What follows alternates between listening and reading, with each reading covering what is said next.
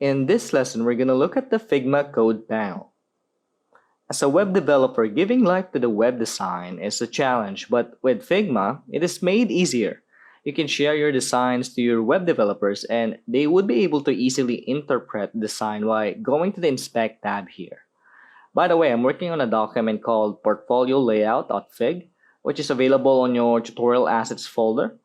And once you click on the Inspect tab, you will be able to see the code conversion of your design. Right now, we haven't selected any. That is why it is just showing the local components of this project, which is the background of the canvas.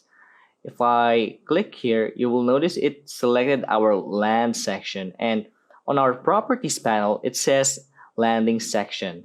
And we have some properties here for the width and height. Down here, we have the code. It is set in a way that developers can just copy paste this. If they want to see the table form, they can click this icon here. Otherwise, they can just use the code form. If you want to see the mobile app conversion for this design, you can click this drop down and check out the iOS and Android codes. So this is really a time saver for developers. If you hover the mouse onto some elements, for example this one, you will see the width and height properties. And if I hover out of that element, you will see its positioning inside the section.